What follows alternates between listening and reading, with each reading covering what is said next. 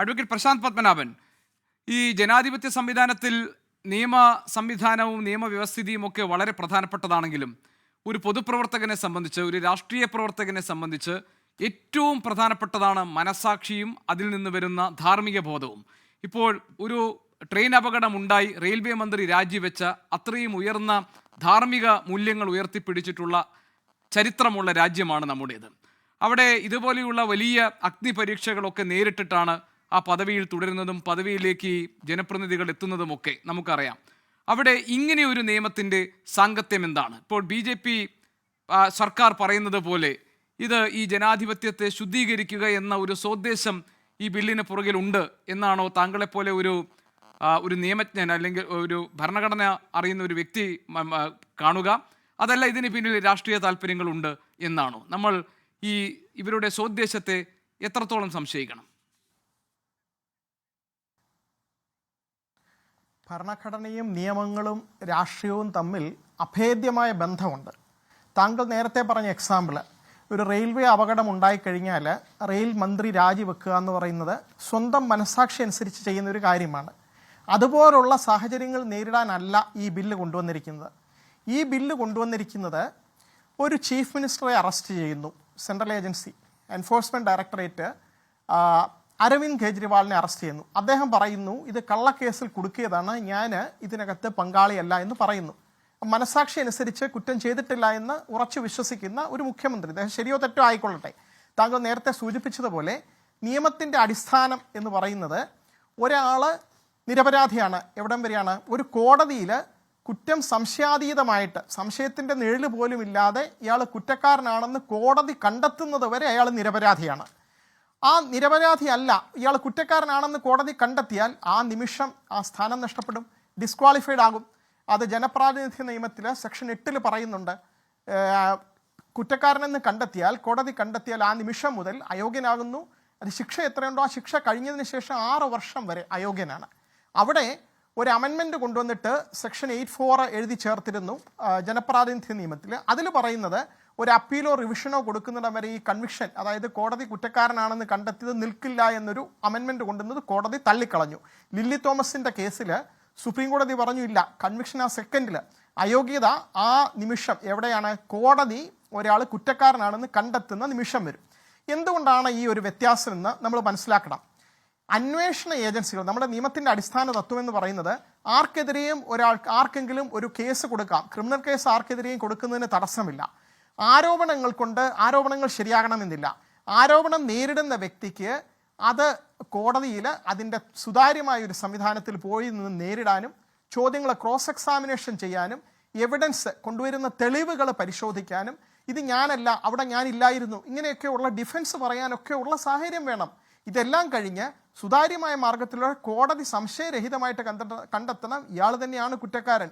ഈ കുറ്റം ആരോപിക്കപ്പെട്ട ആൾ ഇതിൽ സംശയരേഷമിന്യേ ഇയാൾ തെളിഞ്ഞിരിക്കുന്നു എന്ന് കണ്ടെത്തുകയാണെങ്കിൽ ആ നിമിഷം അയോഗ്യനായിക്കൊള്ളട്ടെ. അതിനു മുമ്പ് ഏജൻസികൾ ഒരാളെ അറസ്റ്റ് ചെയ്യുകയാണ്, കോടതിയിൽ പോയി ജാമ്യം കിട്ടുന്നില്ല എന്ന് വിചാരിക്കുക. ആ ഒരു സാഹചര്യത്തിൽ ഇപ്പോൾ നേരത്തെ BJP പ്രതിനിധി പറഞ്ഞ എന്താണ്? ഇത് എല്ലാവർക്കും തുല്യമായിട്ട് മുഖ്യമന്ത്രിയെ അറസ്റ്റ് ചെയ്താലും മന്ത്രിമാരെ അറസ്റ്റ് ചെയ്താലും പ്രധാനമന്ത്രിയെ, മന്ത്രിമാരെയൊക്കെ, കേന്ദ്രമന്ത്രിമാരെ അറസ്റ്റ് ചെയ്താലും ഒക്കെ ഇത് ബാധകമാണെന്നാണ് നിയമത്തിൽ, ഈ ഭരണഘടനാ ഭേദഗതിയിൽ എഴുതി വെച്ചിരിക്കുന്നത്. ഇങ്ങനെയുള്ള നിയമങ്ങൾക്ക് നമ്മൾ പറയും facially neutral.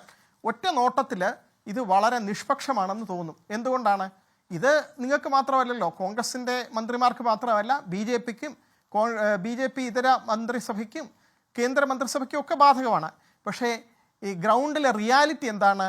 CBI, enforcement directorate മുതലായ അന്വേഷണ ഏജൻസികളുടെ സുതാര്യത, അവരുടെ വിശ്വാസ്യത കോടതികളാണ് ചോദ്യം ചെയ്യുന്നത്.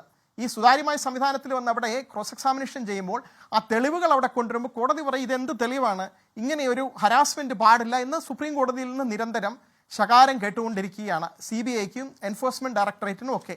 പലപ്പോഴും നേരത്തെ ഇവിടെ സൂചിപ്പിച്ചതുപോലെ കേസുകളിലെ ബഹുഭൂരിപക്ഷവും കുറ്റം തെളിയിക്കപ്പെടാതെ വിട്ടുപോവുകയാണ്. ചിലതിലൊക്കെ കള്ളക്കേസുകളാണെന്ന് കോടതി രേഖപ്പെടുത്തുന്ന അവസ്ഥ വരികയാണ്. അങ്ങനെ ഒരു സാഹചര്യത്തിൽ ഇത് വെറുതെ നോക്കുമ്പോൾ ആ നിയമം ഫേഷ്യലി ന്യൂട്രലാണ്. ഇങ്ങനെയുള്ള നിയമത്തിന് ഞാൻ ഇപ്പോൾ നേരത്തെ രാഷ്ട്രീയപരമായിട്ടുള്ള എക്സാമ്പിൾ പറഞ്ഞു. നിയമത്തിൽ നിന്ന് 1-2 ഉദാഹരണങ്ങൾ പറയാം. അതായത് ഒരു വിഭാഗം ആളുകൾ മാത്രം ചെയ്യുന്നൊരു കാര്യം. ഉദാഹരണത്തിന് ഒരു വർക്ക് പ്ലേസിൽ ഒരു നിയമം വെക്കുകയാണെന്ന് വെക്കുക. ഇവിടെ ആർക്കും ആർത്തവത്തിന് അവധിയില്ല, എല്ലാവരും എല്ലാ ദിവസവും വർക്ക് ചെയ്യണം. അതായത് മെൻസ്ട്രൽ ലീവ് ഇല്ല എന്ന് പറഞ്ഞു കഴിഞ്ഞാൽ ആണിനും ഇല്ല പെണ്ണിനും ഇല്ല അവധി, എല്ലാവരെയും തുല്യരായിട്ടാണ് കണക്കാക്കുന്നത് എന്നാണ് ആ നിയമം വിവക്ഷിക്കുന്നത്. പക്ഷേ അതിൽ ഡിസ്ക്രിമിനേറ്റഡ് ആകുന്നത് മെൻസ്ട്രേഷന് ആ ലീവ് ആവശ്യമുള്ളവരാണ്. ആർത്തവത്തിൻ്റെ അവധി സ്ത്രീകൾക്ക് ആവശ്യമുണ്ട്, അത് കിട്ടാതെ വരുമ്പോൾ അവിടെ ഡിസ്ക്രിമിനേറ്റഡ് ആവും. കർണാടകത്തിലൊരു നിയമം കൊണ്ടുവന്നു, ഇവിടെ ആരും ഹിജാബ് ഒന്നും ഇടണ്ട, മുസ്ലിങ്ങളാണെങ്കിലും അമുസ്ലിങ്ങളാണെങ്കിലും ഹിജാബ് ഇടണ്ട എന്ന് പറഞ്ഞു കഴിഞ്ഞാൽ അത് ഹിജാബ് ഉപയോഗിക്കുന്ന ആരാണ്? ഉപയോഗിക്കുന്നവർക്ക് മാത്രമേ ഈ ഡിസ്ക്രിമിനേഷൻ വരുന്നുള്ളൂ. ഇവിടെ പ്രധാനമന്ത്രി ആരും അറസ്റ്റ് ചെയ്യാൻ പോകുന്നില്ല. ഇവിടെ ഇത് നേരിടുന്നത്, ഈ പ്രശ്നം നേരിടാൻ പോകുന്നത് മിക്കവാറും ഓപ്പോസിഷൻ പാർട്ടികൾ ഭരിക്കുന്ന സംസ്ഥാനങ്ങളിലായിരിക്കും. നമുക്ക് അത് ഈ പ്രതിപക്ഷ കക്ഷികൾ പേടിക്കുന്നതിൽ അർത്ഥമുണ്ട്. കോടതിയിൽ ഇങ്ങനെ ഒരു കേസ് വന്നു കഴിഞ്ഞാൽ ഇതിനകത്തുള്ള പ്രയാസം എന്താണെന്ന് വെച്ചാൽ ഇത് ഭരണഘടനാ ഭേദഗതിയായിട്ടാണ് കൊണ്ടുവരുന്നത്. ഒരു സാധാരണ നിയമം അനുസരിച്ച് നമ്മുടെ ഭരണഘടനയിൽ പറയുന്നുണ്ട്, പാർലമെൻറ്റ് പാസ്സാക്കിയ ഏതെങ്കിലും ഒരു നിയമത്തിൽ ഒരാൾ അയോഗ്യനായിട്ട് കൽപ്പിക്കപ്പെടുകയാണെങ്കിൽ ആ നിമിഷം സ്ഥാനം നഷ്ടപ്പെടുമെന്ന് ഭരണഘടനയിൽ 102(1)E പറയുന്നുണ്ട്. പക്ഷേ അതിനകത്ത് അങ്ങനെ ഒരു നിയമം, സാധാരണ നിയമം കൊണ്ടുവരുന്നതിന് പകരം ആർട്ടിക്കിൾ 75 ആർട്ടിക്കിൾ 164 ഒക്കെ അമെൻഡ് ചെയ്ത്, ഭരണഘടന തന്നെ അമെൻഡ് ചെയ്ത് ഭരണഘടനയിൽ എഴുതി ചേർക്കുകയാണ് അയോഗ്യനാകാനുള്ള ഒരു കണ്ടീഷൻ. 30 ദിവസത്തിൽ കൂടുതൽ കസ്റ്റഡിയിലായി കഴിഞ്ഞാൽ അയോഗ്യരാകുമെന്ന് പറയുന്നു. ഇങ്ങനെ ഒരു നിയമം ഭരണഘടനാപരമായി അസാധുവാണെന്ന് പ്രഖ്യാപിക്കണമെങ്കിൽ കോടതിക്ക് ഇത് ഭരണഘടനയുടെ ബേസിക് സ്ട്രക്ചറിനെതിരാണെന്ന് പറയേണ്ടി വരും. ഇത് പാസ്സാകുകയാണെങ്കിൽ. ഇപ്പോൾ പാസ്സാകുമോ ഇല്ലയോ എന്നുള്ളത് അറിയില്ല. സുപ്രീം കോടതി സാധാരണഗതിയിൽ ഇങ്ങനെയുള്ള നിയമങ്ങളെപ്പറ്റി പറയുന്ന ഒരു സർക്കാസ്റ്റിക്കായിട്ട് പറയുന്ന ഒരു ലൈനുണ്ട്. The law in its majestic equality forbids rich and poor alike to sleep under the bridges, to beg in the streets and to steal their bread. Anatole France എന്ന് പറയുന്ന ഒരു തത്വചിന്തകൻ പറഞ്ഞ കാര്യമാണ്. അതായത് ഈ പാലത്തിൻ്റെ അടിയിൽ കിടന്ന് ഉറങ്ങുന്നതും ബ്രെഡ് മോഷ്ടിക്കുന്നതും ഒക്കെ തുല്യമായിട്ട് നിരോധിച്ചിരിക്കുകയാണ്. ആരാണിത് കക്കുന്നത്? പൂവറാണ്, അല്ലാതെ ദരിദ്രനാണ് ഇത് ചെയ്യുന്നത്, അല്ലേ?